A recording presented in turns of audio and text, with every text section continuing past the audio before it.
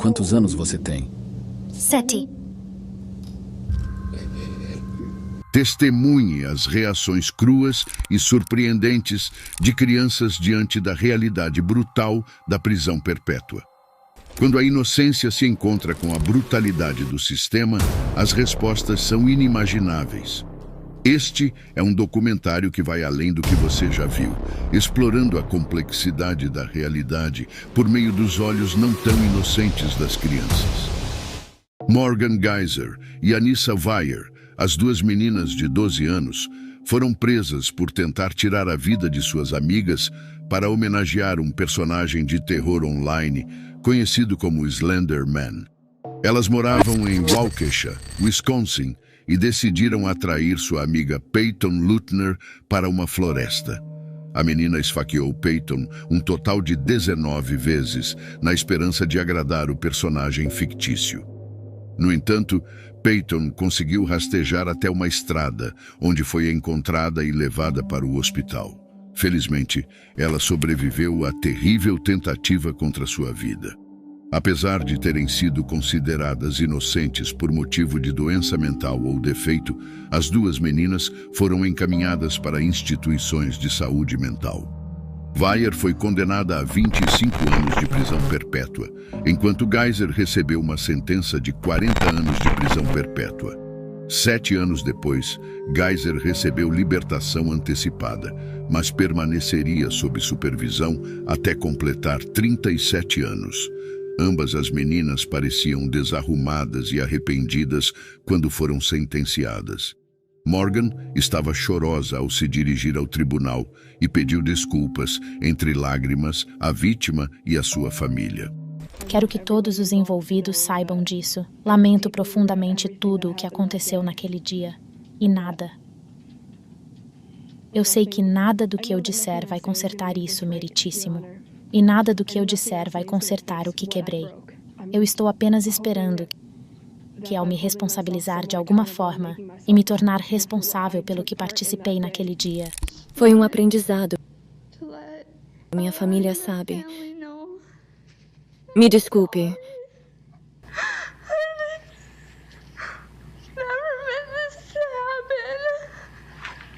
Geyser se declarou culpada no ano passado como parte de um acordo que previa seu comprometimento a uma instituição mental em vez de prisão. Na audiência de hoje, os advogados de ambas as partes convocaram psicólogos como testemunhas para depor sobre a saúde mental de Geyser. Minha opinião é que liberá-la para um ambiente menos restritivo neste momento constituiria um risco substancial de dano corporal a si mesma, a outras pessoas ou à propriedade. Enquanto o primeiro caso envolveu Morgan Geyser e Anissa Weier, duas meninas de 12 anos que tentaram tirar a vida de sua amiga para homenagear um personagem de terror online, o segundo caso nos leva a um cenário igualmente chocante. Horas após uma denúncia à polícia, um suspeito de assassinato de 12 anos está sob custódia esta noite. 2 adolescentes e um menino de 12 anos são acusados de atirar em 2 homens, matando um deles. Na terça-feira, os adolescentes tiveram a liberdade sob fiança negada, mas o menino estava foragido. Uma força-tarefa multijurisdicional estava trabalhando para encontrá-lo, e na terça-feira à noite eles o localizaram. A imagem de um fugitivo de 12 anos chocou Omaha e a nação. E na noite passada, Jarrell Milton foi capturado centenas de milhas longe, em Minneapolis, após uma busca intensa para trazer o menino de volta para enfrentar a justiça. Ele é definitivamente o suspeito mais jovem que já vimos para esse tipo de crime.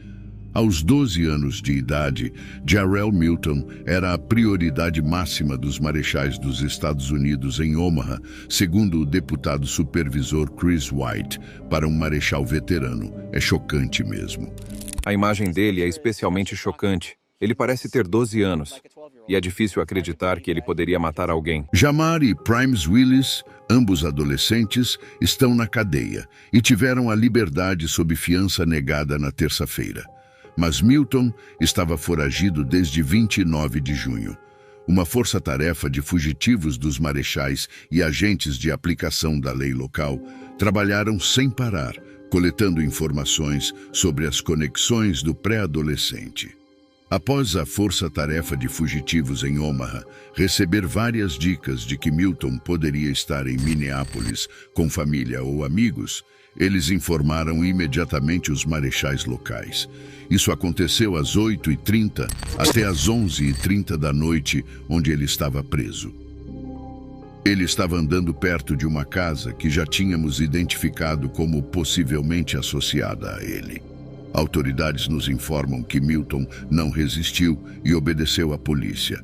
Ainda estão investigando como ele chegou a Minneapolis, mas o deputado White disse que ele pode ter estado com familiares. Seu pai, Javaris Milton, é de lá, mas agora cumpre pena de prisão perpétua por assassinato de 1º grau, condenado por atirar e matar seu primo em um negócio de drogas que deu errado. Agora 2 de seus filhos enfrentam o mesmo destino. Descobrimos que Jarrell Milton tem outro irmão, Javaris Milton Jr., que enfrenta graves acusações de armas e drogas aqui em Nebraska.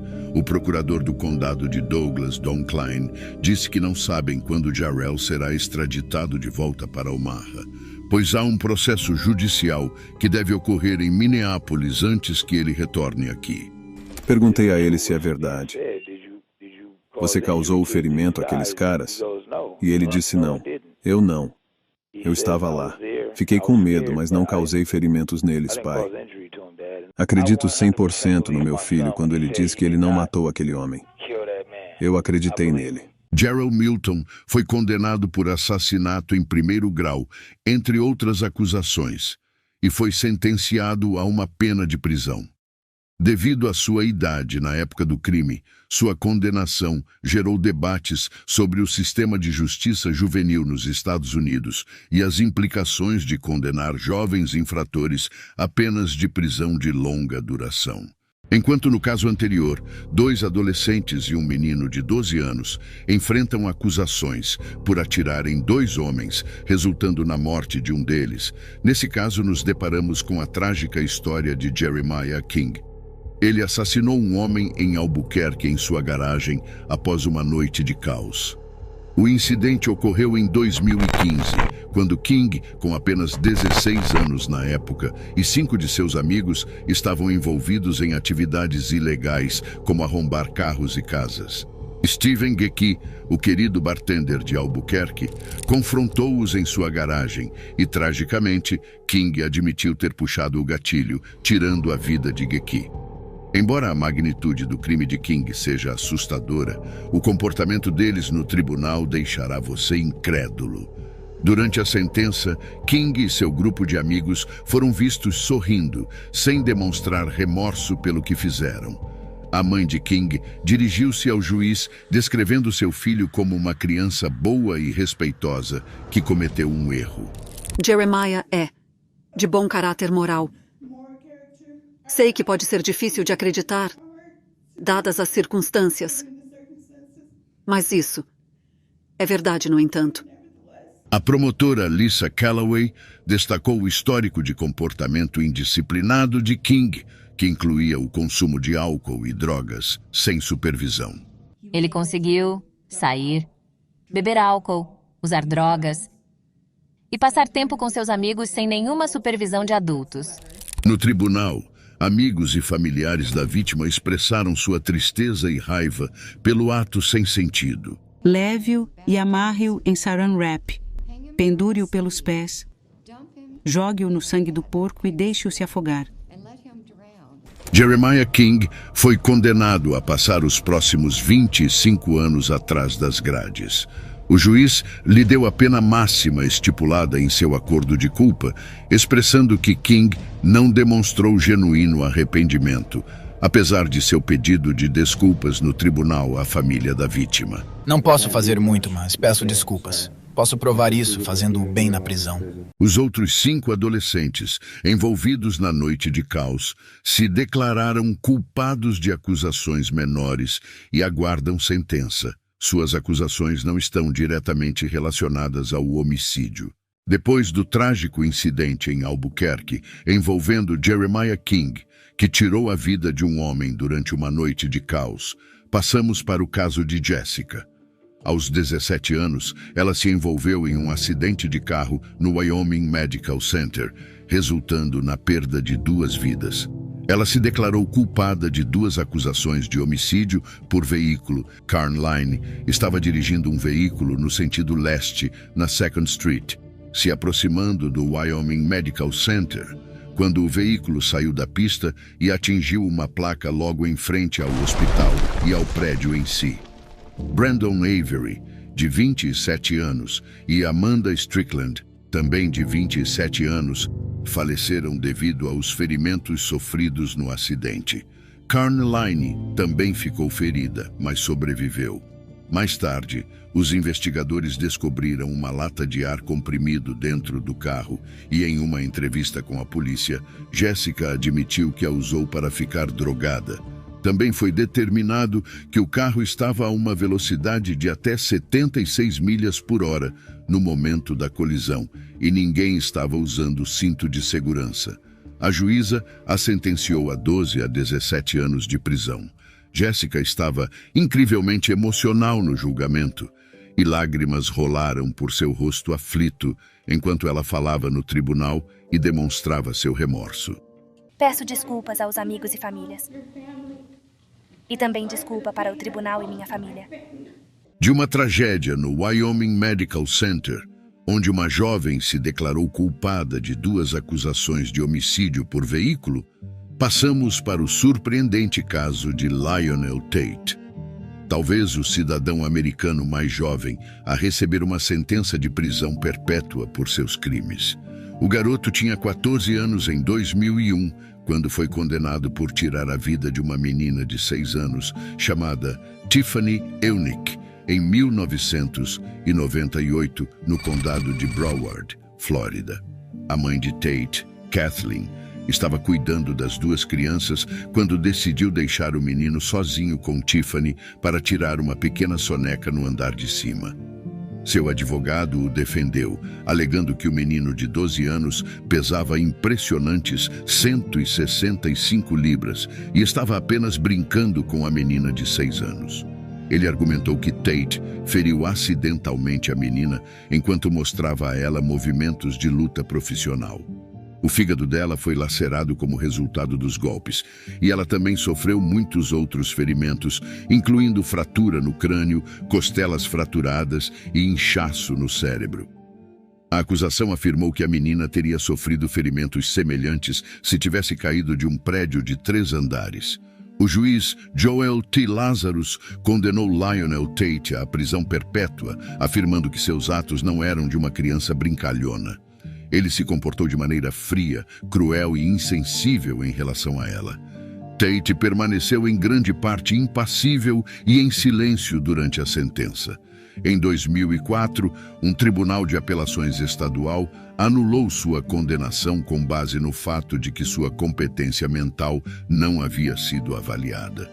Eventualmente, ele foi libertado com 1 ano de prisão domiciliar e 10 anos de liberdade condicional. De um caso notável envolvendo Lionel Tate, que aos 14 anos recebeu uma sentença de prisão perpétua por tirar a vida de uma menina de 6 anos na Flórida, passamos para outra chocante situação envolvendo um adolescente. Um garoto de 14 anos que enfrentava acusações de assassinato em Massachusetts em outubro de 2013, Philip Chisholm, assassinou seu professora da Denver High School, de 24 anos, Colleen Ritzer. Chisholm seguiu sua professora no banheiro da escola e Philip Chisholm usou brutalmente um estilete para tirar sua vida. Muito horrível, o ataque foi capturado pela vigilância de filmagem. Após o assassinato, ele arrolou o corpo sem vida fora da escola em uma lixeira com a intenção de enterrá-la na floresta, que ele retornou mais tarde, coberto de sangue, aumentando a insensibilidade do crime. Chisholm usou o crédito da senhorita Ritzer do cartão para comprar um ingresso para o cinema. Durante a sentença dele, os pais da senhorita Ritzer estavam no Tribunal Superior junto dos irmãos e colegas que compartilharam declarações comoventes sobre sua amada filha e colega no tribunal. O pai da senhorita Ritzer, Tom, expressou sua devastação por não ser capaz de proteger sua filha e consertar o que aconteceu. Ele até estava na escola dela naquele dia, mas saiu sem conhecer a tragédia. Peggy, Laura e eu esperamos horas naquela cadeira. Algumas pessoas vieram e foram. Em algum momento da noite ouvi um helicóptero na distância. Não estava se movendo. Estava apenas parado no mesmo lugar. Eu sabia que isso não era bom. Então alguém saiu de uma das salas dos fundos e eu os ouvi dizer cena do crime. Rezei constantemente para que isso acontecesse. Primeiro rezei para que encontrassem Colleen e ela estivesse segura. Mas depois ouvi o helicóptero e as palavras cena do crime. Minhas orações mudaram para, por favor, não deixe que seja Colleen. A mãe de Ritzer, a Peggy, descreveu X1 em termos mais fortes. 21 de outubro, sua última memória. Torta de creme de chocolate. Ele é puro mal, e o mal nunca pode ser reabilitado. Você precisa considerar a segurança de nossa família e do resto da comunidade, pois vivemos com o medo de que ele saia da prisão. Se você achou que X1 havia atingido o fundo da depravação com seus crimes, espere até ver seu comportamento chocante durante os procedimentos do caso no tribunal. X1 não demonstrou nenhuma emoção, parecendo distante da gravidade de suas ações. Os irmãos de Ritzer também tiveram palavras contundentes reservadas para X1. Coloque este animal atrás das grades com a pena máxima possível. Eu imploro, por sua honra, não dê a esse covarde a oportunidade de destruir a vida de outra família. Estou aqui hoje. Espero que a justiça para Colleen seja feita. Quero que a sentença mais longa possível seja permitida. Os advogados de defesa não negaram que X1 matou a professora, mas argumentaram que ele estava sofrendo de uma doença mental grave. Apesar dessa alegação, o ato horrível não pôde ser desculpado. Este processo inexato é central para a manutenção do nosso pacto social e parte do tribunal, o conceito de ordem e liberdade. Este tribunal imporá a sentença de prisão perpétua pelo assassinato de Colleen Ritzer e estabelecerá uma data de elegibilidade para liberdade condicional de 25 anos. X1 recebeu uma sentença de prisão perpétua com possibilidade de liberdade condicional em 25 anos.